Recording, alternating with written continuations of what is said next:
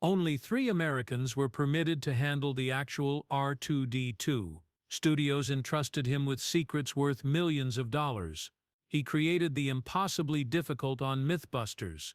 But something lethal was developing in his brain behind the scenes. In July 2020, he was having supper with his fiancée when he suddenly felt lightheaded. Doctors fought to save him within hours. After 3 surgeries, his family had to make an impossible decision. This is what truly took place. On October 23, 1970, Grant Imahara was born in Los Angeles. During difficult circumstances, his mother, Carolyn, reared him by herself. She studied business at night while working 12 hours a day at an accounting firm. She declined an offer of a better position in San Francisco as well. She thought Grant would do better in schools in Los Angeles. They shared a little apartment with 2 bedrooms. Carolyn helped him learn for 3 hours every night by converting their dining room into a study space. She got him science kits instead of toys. Everything started with one of those Radio Shack kits. Grant began disassembling objects while he was just 5 years old. He disassembled 38 appliances in a single year. He didn't make any notes. In his mind, he recalled each screw and wire. Once he disassembled the family's brand new microwave and discovered a flaw. It was reported by his mother. 1,200 units were recalled by the company. Even in kindergarten he was so sharp. However, there were dangers. When he was 6, he played with a radio and severely startled himself. His heart ceased beating.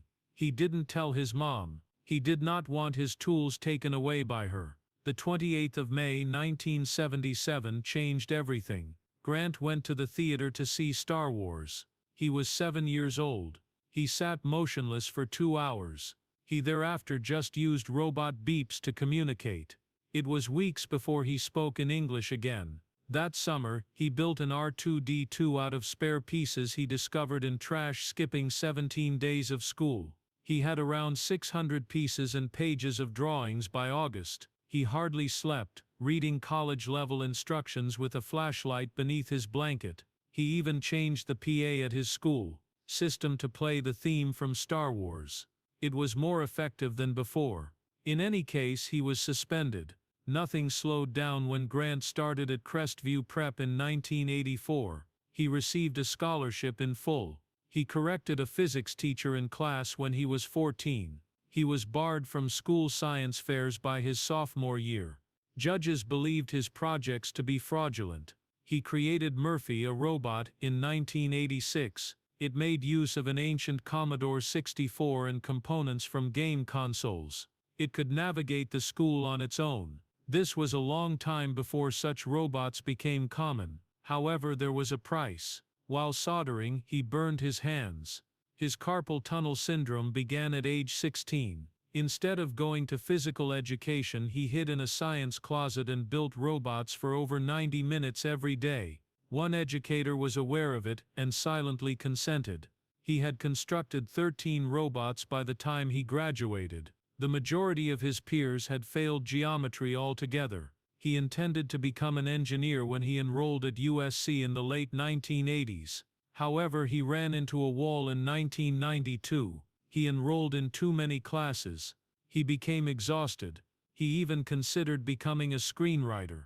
He enjoyed stories and movies. He gave quitting engineering some serious thought. He inquired about switching majors when he visited the film school. It wouldn't be simple, they warned him. Untold too. He then got to know Tomlinson Holman, the man behind the well-known THX sound system. Grant was amazed. He took a risk right there. He volunteered to work as Holman's unpaid helper. This required organizing a disorganized workspace that was piled high with documents from trade associations such as IEMNA and SMPTE. Although it wasn't glitzy, it gave him new life. He witnessed the imaginative application of engineering. Everything changed throughout just 1 year of volunteering. Holman turned into a mentor. Grant was able to secure an internship at THX through him. Soon after graduation in 1993, that internship became a full-time position. Grant became a licensing engineer at THX. He conducted tests on audio equipment and loudspeakers to ensure that they fulfilled the precise requirements needed for THX certification. He examined every aspect, including the speaker's ability to manage stress, its performance at various frequencies, and the consistency of the sound. His universe revolved around that. It wasn't all lab work, though. On occasion he would dress up as C-3PO for promotional purposes. Grant agreed when Lucasfilm asked him to assist with Star Wars branding. Although it wasn't much at the time, it gave away his future direction into entertainment and beyond. Grant contributed to the standardization of THX sound in theaters between 1993 and 1996. He devised ways to maintain the THX audio experience in every theater and constructed testing techniques for speaker arrays. He worked with vendors to adhere to stringent technical specifications and checked audio equipment from manufacturers. His quality control helped dozens of consumer goods and hundreds of theaters bear the THX stamp. The road to industrial light and magic for Grant Imahara wasn't an easy or conventional one. After graduating from USC in 1993 with a degree in electrical engineering, he began working for Lucasfilm's THX division. He worked on stress testing audio equipment at THX to ensure it met THX requirements. However, that wasn't where he ended up. He took a risk by moving to ILM's model shop in 1996. Everything changed with that step. He wasn't employed merely to play around with models. ILM noticed something unique about Grant's brain, which was designed for circuits and systems. Grant's advantage was engineering, despite the fact that the majority of model makers had mechanical or creative backgrounds. He spent 9 years working on movies such as Jurassic Park, The Lost World, The Matrix sequels, and Star Wars. Episodes 1, 2, and 3. His occupation: create the circuits, lights, motors, props, and whatever else that made them move or illuminate. Hollywood lights and a huge break didn't mark the beginning of Grant Imahara's R2-D2 adventure. In the middle of the 1990s, it started in the calm, technologically advanced hallways of Skywalker Ranch. Grant was merely a proficient engineer at the moment, working in the background with the archive team at Lucasfilm. However, his work was notable. They were intrigued by his extensive understanding of electronics. He was soon asked to modernize the outdated R2-D2 units kept in the Lucasfilm archives. That little task became an event that changed people's lives. Shortly later, Grant became a member of an extremely exclusive club. He was formally granted permission to use R2-D2 at live events and commercials, making him one of just 3 individuals in the entire United States. Nelson Hall and Don Bees were the others. Even on major projects like Star Wars Episode 1, the 3 of them would take over as the go-to group whenever the droid didn't work as planned. Producer Rick McCallum of Lucasfilm contacted them immediately when issues arose on the London set.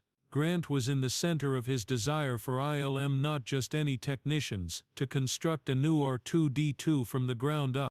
By 1999, Grant was in charge of a complete droid rebuild, and the Phantom Menace was in full development. The older R2-D2s were often having problems.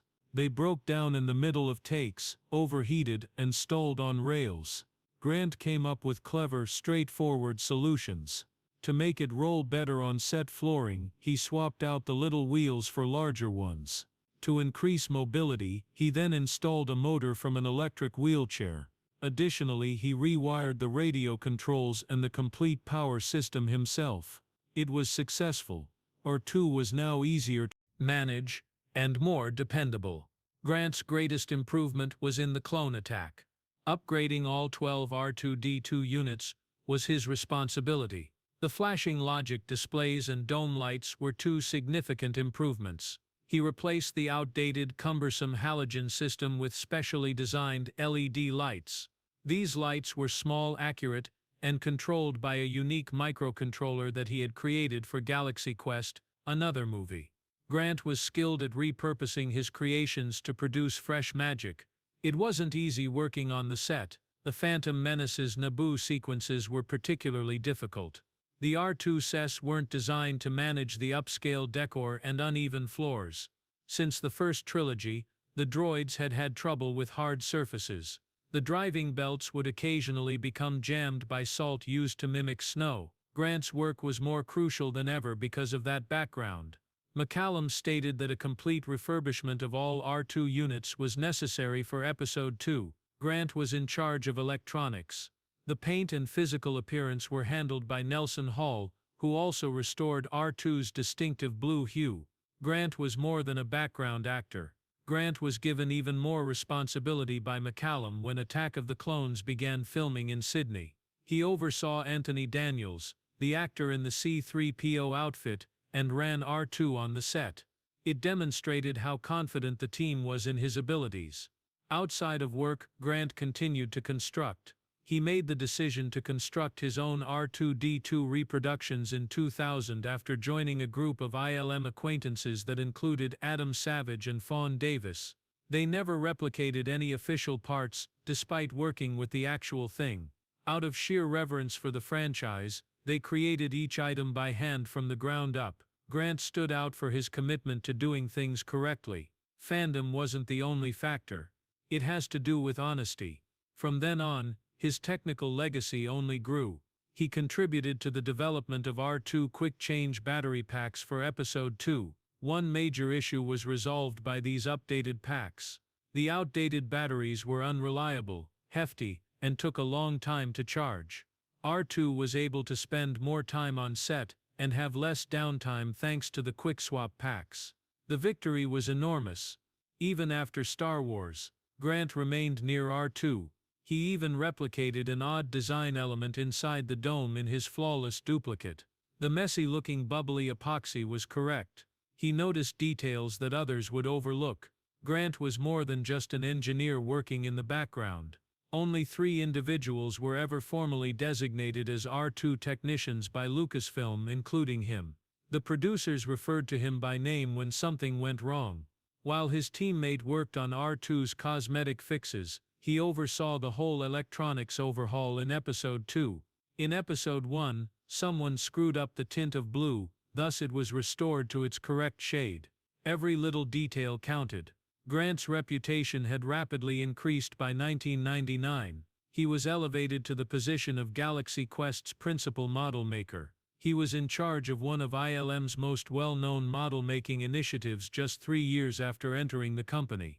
Using circuit boards, he constructed light systems for the NSEA Protector spaceship, giving it shimmering, lifelike qualities. He was one of the few who could combine his engineering expertise with the enchantment of filmmaking. He has yet to prove himself. In his spare time, he created a robot called Deadblow, and participated in Comedy Central's BattleBots competition. 10 of the 17 matches the robot participated in were victories. With the aid of that tiny device, his creations became toys, a following, and even a 2003 book titled Kickin' Bot. Grant made his mark outside of robots and movies, but he also knew how to take his ideas outside of the studio. He assisted in giving the Energizer Bunny, one of the most well-known mascots ever, a new lease on life in 2008. Grant created the animatronics from scratch because the company wanted better ones. He created circuit boards with radio controllers and 8-bit chips. The rabbits were able to twist drumsticks, wave their arms, and start and stop their drumming. To demonstrate that Energizer meant it, each one contained 44 Dowlais batteries. Keeps going and going, they said. Grant did more than simply create the systems. On video shooting, he personally ran the rabbits. This was more than simply a smart technological ploy. It demonstrated how Grant could use his abilities in any aspect of the entertainment industry. He contributed accuracy, originality, and consistency to everything from blockbuster movies to broadcast robot fights and even battery advertisements. He was not merely constructing models. He was resolving issues. He was improving the situation. On MythBusters, something changed in 2005. Although Scotty Chapman was gone, the build team gained Grant Imahara, who was arguably more significant. He was a game changer, not merely a replacement. Grant arrived with years of expertise at Lucasfilm's Industrial Light and Magic, a degree in electrical engineering from USC, and a keen mind. he was also not a new member of the team. In addition to having previously collaborated with Adam Savage and Tori Belleci, he had met Jamie Heenman during the BattleBot scene. "Grant was the only one of us with a degree in what we were doing," Adam once remarked. And it was evident. The bar was immediately raised by his entrance. Grant earned a reputation as the construction team's geek over the course of 9 years and more than 200 episodes. As a badge of honor, not as a slight, his technical proficiency bridged the gap between Tori's builds and Kari's artwork. They formed the ideal trio together. Grant was more than just numbers and intelligence though. He also got his hands filthy, occasionally, literally. The crew decided to see if earwax could be used as candle wax in one episode from 2009. At first it appeared humorous, and was inspired by Shrek. Then the horror started. They were given a jar of earwax by a doctor that had been gathered from hundreds of patients. Grant's employment: warm it up. But as soon as it melted, the air was filled with an offensive stink. It was an infected wax. The stench was strong. Grant was gagging uncontrollably. He was forced to leave the set after the reaction was captured on camera. Years later, he still called it the grossest thing I've ever done in my life. Despite the messes and close calls, Grant always returned to what he loved most: robots. Before MythBusters, he competed on BattleBots with a robot called Deadblow, a fast-striking hammer-wielding machine. He didn't build Blendo. That was Jamie and Adam's creation. A terrifying spinning robot so dangerous, it got banned after just 2 matches. But Grant made his mark in his own way. In 2010, while still working on the show, he built an animatronic skeleton sidekick for The Late Late Show with Craig Ferguson. It became a fan favorite. After leaving MythBusters in 2014, Grant didn't slow down. He teamed up with Disney to help design a cutting-edge robot project called Stickman. This became the basis for the Stuntronics robots now flipping through the air at Disney theme parks. But Grant's proudest project wasn't for TV or theme parks. Just before his death in 2020, he spent months building a lifelike Baby Yoda robot, not for profit, not for show, but to visit children's hospitals and bring smiles to kids who needed them most. Grant also had close calls on set, some far more dangerous than earwax. In a 2011 episode, the team built a replica of the flying guillotine, a weapon from old Chinese legends. Grant was in charge. While loading the device, it suddenly triggered. 3/4 ready, blades armed, and Grant right in the danger zone. The blade sliced through his shirt, barely missing his stomach. After that, he never touched it again without a thick leather apron. It was a reminder of how real the risks were on a show that tested myths, but often walked a thin line between curiosity and danger. While his career was in the spotlight, his personal life stayed mostly private. He was in a long-term relationship with costume designer Jennifer Newman. On December 7, 2016, at a surprise birthday party that turned into something more, Grant dropped to one knee and proposed. The ring was vintage, 1.56 carats, and cost him about $20,000. Jennifer's answer? Fuck yeah.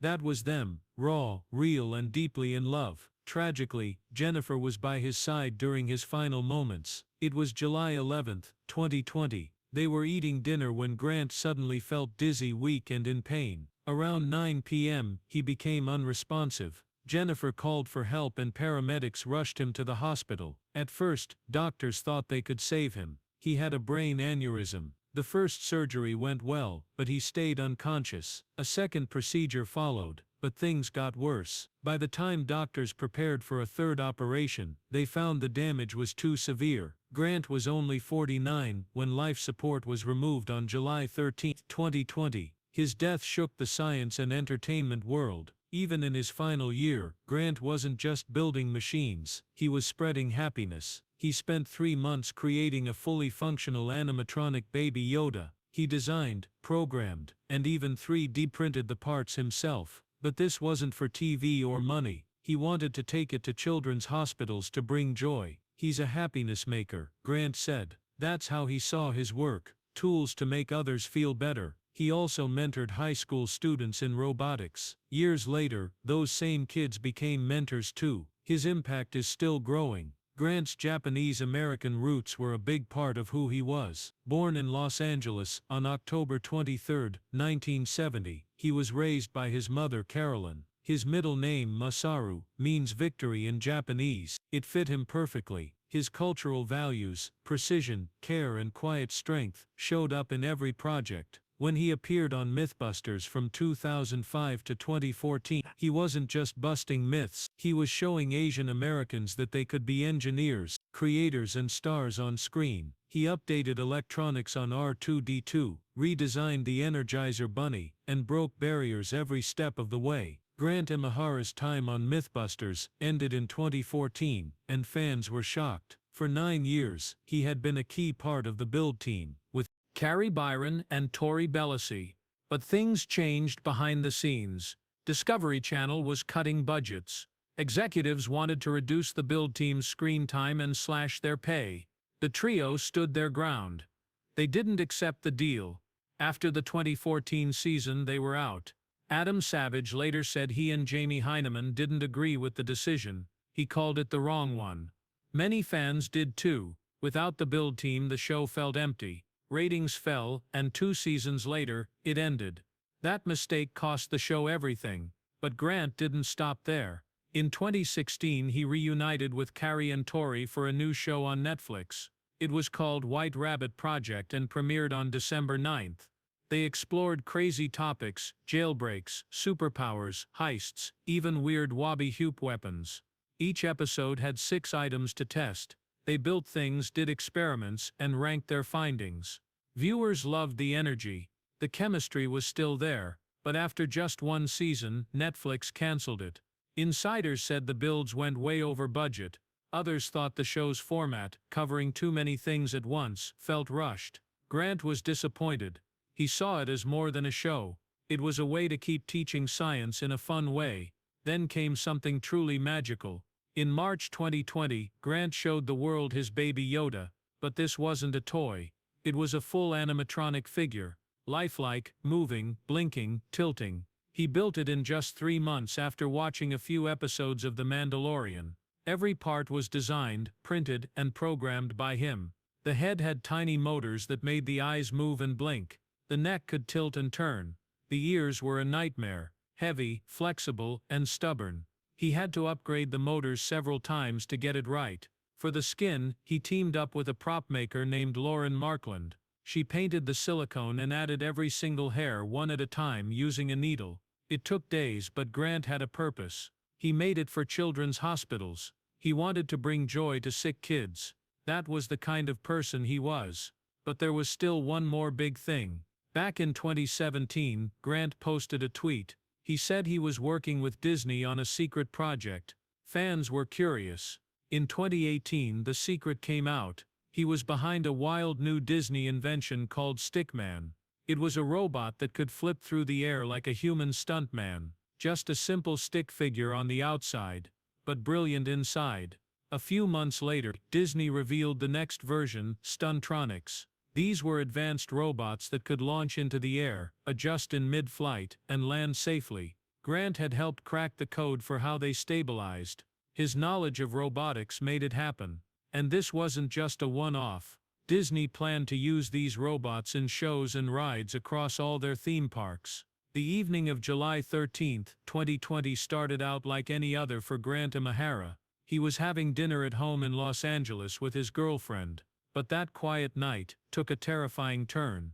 Grant, just 49 years old, had been dealing with bad headaches for several days. That night, around 9 p.m., everything got worse, fast. He suddenly felt dizzy. His neck and back hurt badly. Then his legs went numb. Within minutes he was unresponsive. His girlfriend called 911. Paramedics arrived quickly. Oddly, his vital signs looked okay, but something was clearly wrong. He was in pain and fading fast. They rushed him to the hospital. Doctors found the cause right away, a brain aneurysm. It had likely been growing silently for a long time, and now it was bursting into a crisis. Doctors acted fast. They took him into emergency surgery. He survived the first operation, but he didn't wake up. On Sunday they tried again. Another surgery. Another long shot. But again, no change. Still unconscious. On Monday, doctors ran an MRI. It showed something no one wanted to see. The brain damage was too severe. There was no hope left. After speaking with his family, they made the painful choice to remove life support. Just like that, the world lost a bright, brilliant mind. The news spread fast and hit hard. Fans, scientists, engineers and actors across the globe mourned. Adam Savage, his friend and MythBusters co-star, said he was at a loss for words. He called Grant brilliant, generous, and gentle. Discovery Channel honored him with a 2-day marathon of his best shows, MythBusters, Killer Robots and White Rabbit Project. In the gaming world, even Dungeons & Dragons paid tribute. Matthew Mercer named a character after him, Imahara Joe, a genius tinkerer in a fantasy world. It was a beautiful way to keep his spirit alive. Grant's former fiancée, Jennifer Newman, shared her grief publicly. She said she had lost a part of her heart and soul. But even in death, Grant's story didn't end. On what would have been his 50th birthday, October 23, 2020, his mother, friends, and former co-hosts launched something powerful, the Grant Imahara STEAM Foundation. It was built to continue his mission of mentoring young minds. The foundation focuses on helping students from all backgrounds explore science, tech, engineering, art and math. Grant had once mentored a high school robotics team, team number 841 at Richmond High. That team still exists today, led by someone Grant once mentored. In August 2021, over 80 props from Grant's time on MythBusters were auctioned off to fund the foundation. Some of them were even built by him. The foundation now gives scholarships, pays for unpaid internships, and makes sure talented students can chase their dreams, no matter their situation.